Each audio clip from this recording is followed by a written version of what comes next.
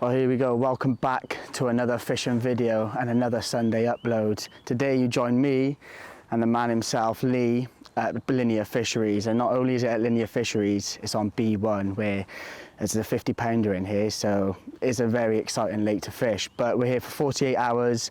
The weather's not the best, it's cold, it's wet, but hopefully, just hopefully we can make it happen, mate, yeah? Indeed, yeah, mate. Hopefully get on the fish. We've got decent pegs, haven't we? Decent pegs, we're in two good pegs. We've got pegs 4 and 5 on B1 and we're in for a good chance. Not many fish showing as it stands, but we've got time. Hopefully we can make it happen, mate, yeah? Happy days. So far this trip's turning out to be a bit of a disaster so far. Originally we were booked on B2 on the point swim, however flooding has kiboshed that. I'm a little bit gutted, to be honest, because the point swim's a swim I've wanted to get into for quite some time. However, I've never managed that, you know, with how busy that linear is. But obviously we've got good swims now that we're on B1, but it's not quite where we wanted to be originally for this video. The guy who was in my swim before decided to stay on for quite a little bit longer, so I've only just managed to get my bivvy up. It took him till 12 o'clock to start packing down, so with me travelling down from nights last night and not really having much of a good sleep before I even went on nights, I'm quite tired, so it's time for me to get some rest now and get a bit of rest and recuperation because I'm feeling quite tired. I'm going to leave Rob to keep an eye on the water. I've literally got one more rod to get out now. I just thought I'd give you a quick update before I got my last rod out and got my head down for the night. But one thing I do want to give before I go is a little message to everyone. So every year you see it on Instagram that somebody's using one of these in the bivvy, leaves it on, trying to stay warm, you know, after you've had a fish or something like that, and they end up being at least one fatality a year minimum that you see on Instagram. So don't be that statistic, you know, don't chance using your gas stove in your bivvy to keep you warm, because it's just a recipe for disaster and I don't want to see it anymore.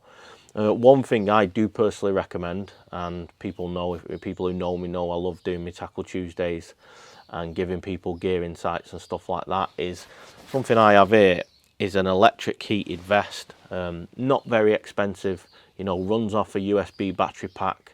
Pick them up between 30 and 50 quid off Amazon, and it has 3 little different settings. So that's the coolest setting, which lasts hours. I generally tend to use that for when I'm in bed.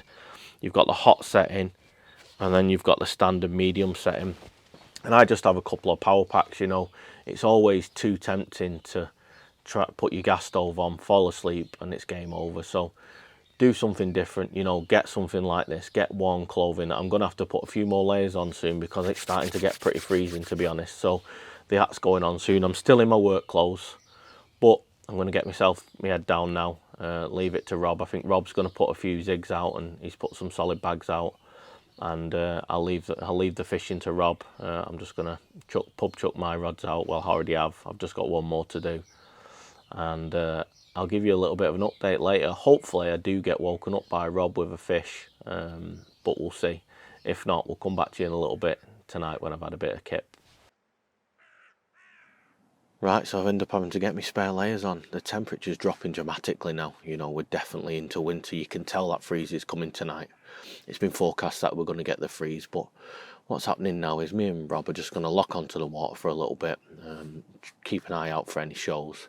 Fish have been showing to our right hand side, but a lot of them pegs are shut off because of the flooding. You know, at the minute the B2's completely shut off. Obviously, as we explained earlier, we should have been on the point swim on B2, but obviously we're on B1 now. You know, one of the pegs to our left is currently out of bounds now because that's flooded quite badly as well. So, you know, it's just it's that changing year now, and it's really taking effect. So, just going to keep the baiting approach quite light. You know, lock onto the water for a couple of hours now, get my head down, and hopefully get up nice and early, nice and refreshed. You know, it's tiring, it is. Takes it out on you doing a bit of filming and stuff like that when you've been working nights. You know, 12-hour night shift into coming down here. I've had quite a good sleep into this evening, so I'll stay up now for a few hours. Fingers crossed, give us a little bit of an inkling. You know, the wind's quite calm at the minute, so I might actually get the spot out and get a couple of spots out nice and accurately, because the wind was hacking all afternoon, you know, and that's the last thing you really want on this place, is to be baiting inaccurately. So yeah, we'll leave you with that for now, and what I'll do, if we'll give you an update if we have anything through the night, but if not, we'll speak to you in the morning. Overnight fish started to show to our right hand side, so we put a little bit of bait in, but unfortunately it wasn't to happen. Well, good morning, and it is a cold morning for sure. Dropped down to -2 last night, and I felt it, and I'm pretty sure Lee felt it as well. But it's fishing tough. I mean, we're not seeing a great deal of fish show, but what we have heard has come from the shallows down to our right. And me and Lee were both texting each other in our beds last night because we could hear these fish boshing. A little bit out of our range, but still fish here to be caught. But redone the rods this morning. I've put 2 rods back on the baited area, and I put 1 solid bag just out past it on its own, hoping just to nick a bite. But we've got 48 hours here, 24 hours left to go. Can we make it happen? That's the question. It's fishing tough. It's been fishing tough for the last 2 weeks now.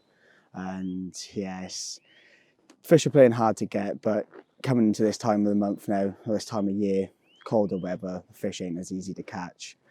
But yeah, for now, we're just going to sit back, kind of watch the water, and hopefully, just hopefully, we can catch a fish or 2 along the way. Right, well, I thought I would just touch on my mix that I'm using this session, and it's a mix that I kind of start easing off into the winter, starting off with the trusty sweet corn. Here at Linear, you can't go without it, but this stuff works an absolute treat. So what I normally do is I'm making enough mix now just for about 10 to 15 spods. So I'm just going to tip a bit of this in, get that in there, and then next up, OG fish pellets. Same scenario again, just going to tip a bit of that in there. And now the beloved, like gold dust, 10mm OG fish boilies.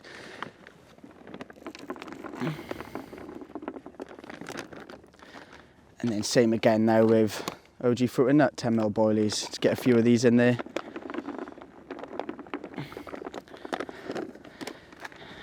Now, it'd be rude not to dose it off with a bit of the OG fish sauce.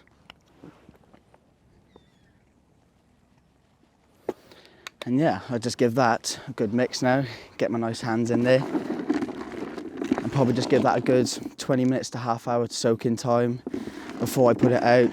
Just allow the sauce to be able to be soaked up within that sweet corn, within the boiling pellet itself.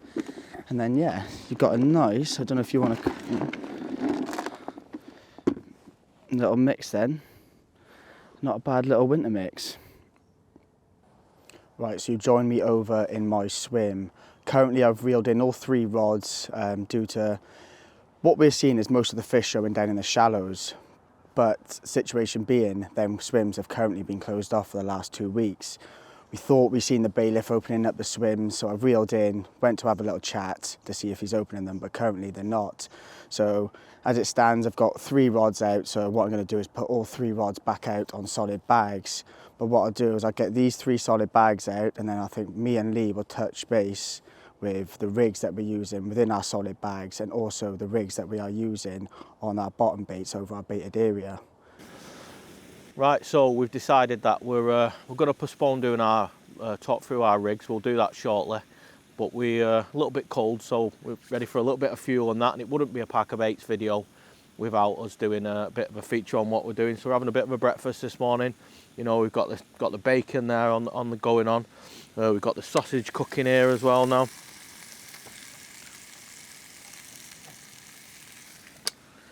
Unfortunately, Luke, we're not messing about here today. We've got the proper HP sauce, none of this daddy stuff, none of the non-superior brown sauce, should I call it? No, I'm only messing, mate. So yeah, we'll get this breakfast down us, and once we've done that, we'll take you through our rigs and what we've been doing so far. You're going to take us through your solid bag rig, aren't you, Rob? Yeah, mate, solid bag rigs, what rigs I'm using as I'm fishing over my baited area, just normal spinner rigs, but we'll have a little chat through them, won't we, mate, and have a little talk through them, really. Happy days. So we're back to you shortly then. We'll get through our rigs, get some breakfast down us. Brown sauce. Nice.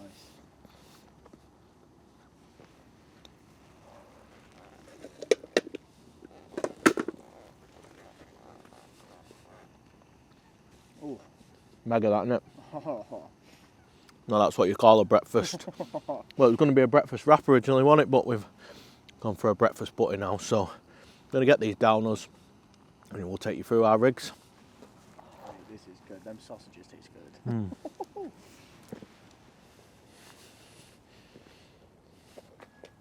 Right, so me and Rob have now just smashed our breakfast, and as promised, we're going to take you through the rigs that we're using. First and foremost, I'll go through my solid bag rig, and then Rob will take you through his spinner rig that he's using on the spot, where he uses with maggots. So my bait of choice for this rig is a mini magic bean. Reason I'm using a mini magic bean is because I prefer the smaller baits this time of year, and Linear and well B1 is known well for doing well on orange baits, so I'm opting for pretty much mainly orange baits. What I do as well, I'll do, obviously this isn't tied up yet, but before I actually put it into the bag, I will floss on 3 or 4 maggots onto the top of this. I find that 3 or 4 maggots is about the number that you'll get for the buoyancy of the mini magic beans. If you was going to be using the larger magic beans, then you can have up to about 7 or 8 maggots easily, but in this case we're just going to go for the 3 or 4. My rig's consisting of a uncoated braid. I like my rig total length to be around 3 inches. I like quite short rigs, and in this case I'm using the OMC lock hook and an aligner with tied on with like a D to a micro rig ring swivel, and it's just a standard 3.5 ounce lead with a short leader, and we're chucking them out at the minute about 27 wraps. But yeah, it's pretty simple, to be honest. I'll take you through what's going in my bag, but it's basically a mix of mini mix pellet and a little bit of magic dust, and that does the damage. Right, so as promised, Lee's already spoken about his PVA rigs, and I thought I'd touch base on my spinner rigs. So starting off with the hook bait, a pineapple pop-up. Why? Well, these things, high attract, things that you can, we get a little booster bottle, and it's the only hook baits that we sell that come with a boost bottle. And what I'll do is over time, I'll gradually just drop a few in there, little drops, give it a week or so to dry out, and repeat the process. But what I'll do once I've done that is I've trimmed half of this pop-up off. And what that does is once I've attached my maggots and worms, especially in the winter months, that pop-up will then work as a wafter itself. Coming onto the spinner rig, just a 25-pound boom section, 11 inches. Some people might think that's a long rig, but over the years of fishing up Linear, managed to meet Tom Maker, the man himself, up here, and he uses, I'm pretty sure, 12-inch rigs himself. And after adapting to it and using a longer rig myself, I've found that it's done me well catching fish. Them hook holds are working brilliant. So just like I say, a 25-pound boom section, size 4 cranked hook, shrink tubed onto the spinner swivel itself, bit of putty there just to keep the rig down itself, and an anti-tangle sleeve on the other side.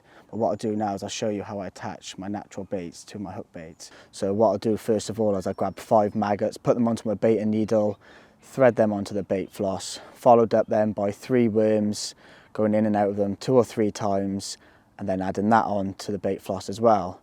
Then top it off with another 5 maggots, and reason being for this is when I tie this down with the bait floss, the maggot skin is a lot thicker than the worm itself. The worm skin will just split, so it means that I can tie down my knots a lot tighter.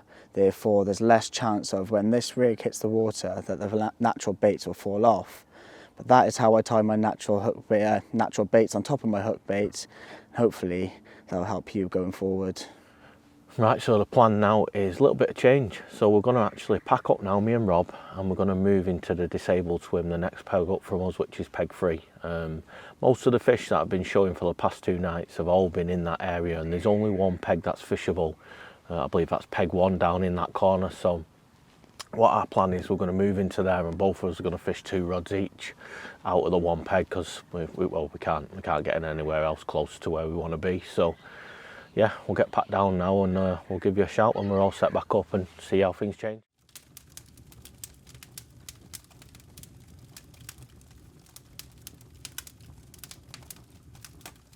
Right, so as Lee would have given you the update earlier, we have now made the move, and this is peg 3. It's the left-hand side of the disabled swim on B1, but as we previously said, last night we had a lot of fish showing to the right, and we've been in this swim for no more than an hour and a half now, and we've seen 4 fish show in front of us already. So is tonight going to be the night? I really do hope so.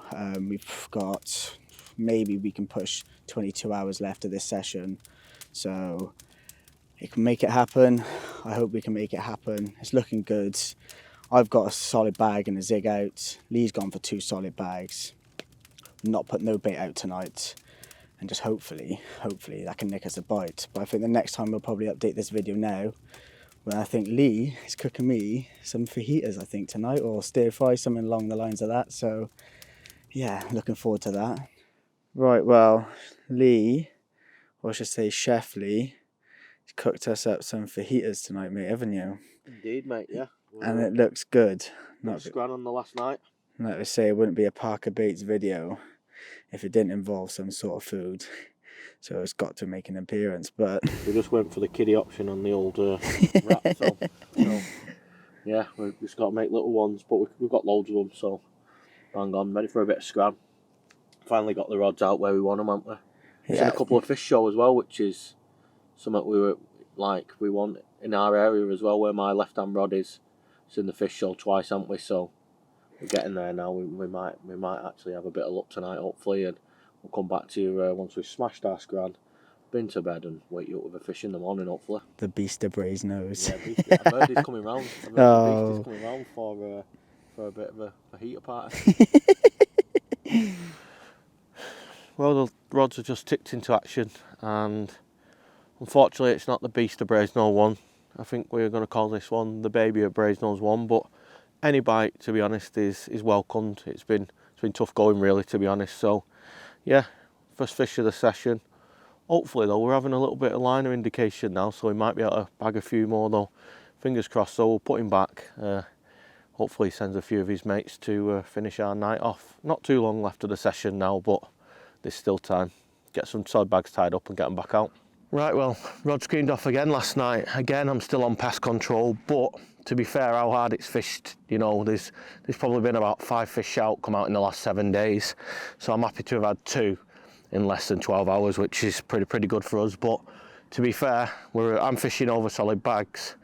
We got this one in, and basically when I casted my solid bag in, I seen the surface of the water erupt, and I thought, is that birds? And there was only one bird in the area. However, it erupted. Rob's then got a zig on top of that, and it screamed off pretty much instantly. To be honest, he's caught that on the drop. So I'm going to get my little number back, and we will get Rob's out for you to let you have a look at that. It's a bit of a chunk. Yeah. Well, a bit lost for words at the moment. I didn't think it was going to happen. We moved into this swim last night, and Lee's managed to nick them on the solid bags, and I was struggling. But when he recasted his solid bag this morning, we seen a load of fish spook. So I thought I'd chuck a zig on it, same sort of area, and I'd give it 2-3 minutes. Line's gone completely slack. Playing on to this absolute beast, 38 pound, 5 ounces, the biggest fish I've had on a zig. Ooh.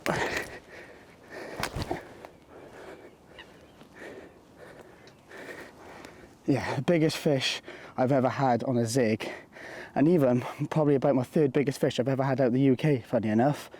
But over the moon, 6-foot zig, soaked in a flat spot, all you need to get you a quick bite. Oh, lovely. Oh, well, there you go. I thought I'd just quickly show you the other side.